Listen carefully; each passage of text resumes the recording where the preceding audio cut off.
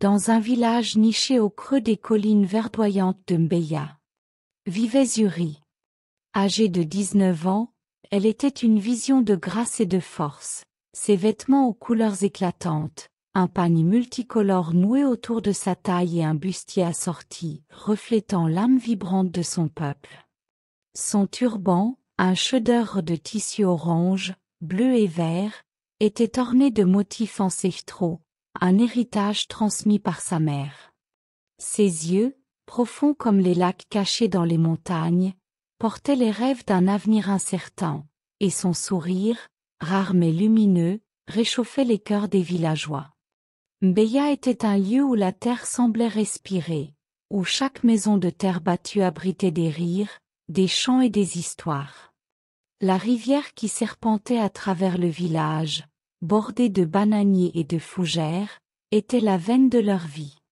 Mais depuis des mois, une sécheresse implacable avait asséché ses rives, transformant les champs en poussière et les espoirs en murmures désespérés.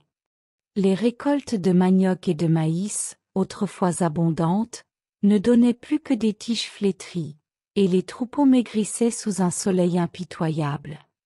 Zuri vivait avec son père, Kwam, un homme robuste aux mains calleuses, et sa petite sœur, Nia, une enfant de 7 ans aux yeux pétillants. Leur mère, Amina, était partie il y a 2 ans, emportée par une fièvre soudaine qui avait laissé un vide béant dans leur foyer. Depuis, Kwam travaillait sans relâche dans les champs, tentant de sauver ce qui pouvait l'être, tandis que Zuri s'occupait de Nia et des tâches domestiques. Mais la sécheresse menaçait de tout emporter, et le désespoir pesait comme une pierre sur leurs épaules. Un soir, alors que le crépuscule teignait les collines de pourpre, un ancien du village, Baba Tand, frappa à leur porte. Sa barbe blanche cascadait comme une cascade sèche, et ses yeux brillaient d'une sagesse ancienne. « Zuri, dit-il d'une voix rauque, les esprits des collines m'ont parlé. Ils disent que la rivière peut être sauvée, mais cela demande un sacrifice. Tu dois partir vers la source sacrée, au sommet de la montagne. Là-haut, tu trouveras une pierre d'ébène qui détient le pouvoir de réveiller les eaux. Mais attention, le chemin est dangereux, et seul un cœur pur peut réussir. » Zuri sentit son cœur s'emballer. « Pourquoi moi, Baba? Je ne suis qu'une fille du village. » Baba Tand posa une main tremblante sur son épaule. « Parce que ton cœur porte l'amour de ta mère, et c'est cet amour qui peut guérir la terre. Mais tu devras laisser quelque chose de précieux derrière toi. » Cette nuit-là, Zuri ne dormit pas. Elle pensa à Nia, à son rire qui illuminait leurs jours sombres, à son père qui s'épuisait pour elle, et à sa mère dont le souvenir la hantait comme une mélodie douce amère. Elle prit une décision. Elle partirait au matin, emportant avec elle le bracelet de perles d'Amina, un talisman qu'elle portait toujours au poignet. Avant de quitter la maison, elle embrassa Nia endormie et murmura « Je reviens, ma petite étoile. » Le voyage commença à l'aube, alors que la brume enveloppait les collines. Zuri portait un baluchon avec du mil séché, une gourde d'eau précieuse, et le bracelet de sa mère qui cliquetait doucement à chaque pas. Le sentier montait en lacets, traversant des forêts denses où les singes criaient et où les lianes formaient des toiles naturelles. Le soleil brûlait sa peau, mais elle avançait, guidée par les histoires que Baba Tand lui avait racontées, des légendes de guerriers qui avaient dompté les vents, de femmes qui avaient apaisé les esprits. Au 2e jour, elle atteignit une gorge étroite où le vent hurlait comme un esprit en colère. Des rochers acérés bordaient le chemin, et une chute d'eau asséchée témoignait de la sécheresse. Zuri trébucha, se blessant la jambe, mais elle se releva, murmurant une prière à ses ancêtres.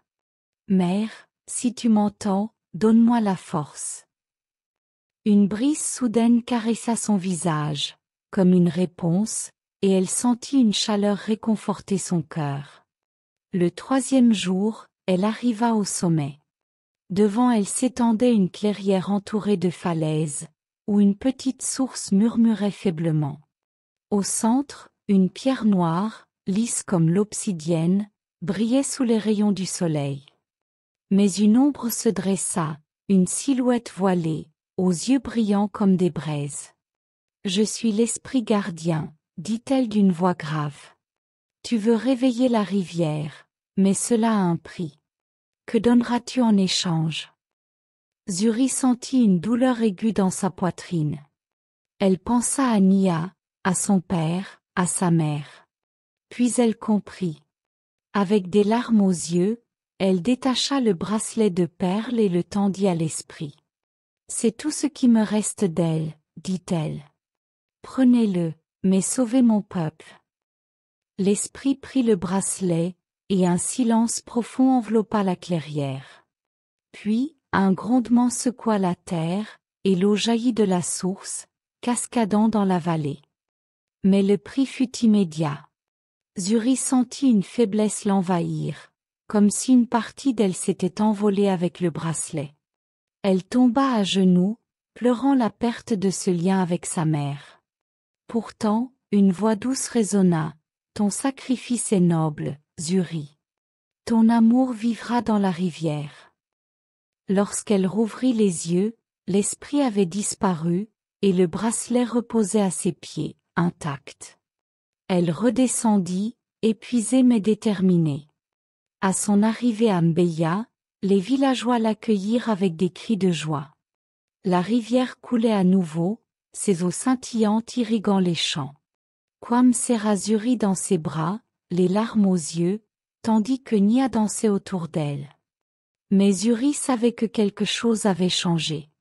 Elle se sentait plus légère, comme si sa mère était enfin libre, vivant dans le champ de l'eau. Les jours suivants, le village se transforma. Les champs reverdirent, les troupeaux prospérèrent, et les rires remplirent l'air. Zuri devint une légende, la fille qui avait sauvé Mbeya. Elle raconta son voyage à chaque fête, ajoutant que le vrai pouvoir n'était pas dans la pierre, mais dans l'amour qu'elle avait donné. Et chaque soir, sous les collines, elle entendait la rivière chanter, un écho de sa mère qui ne la quitterait jamais.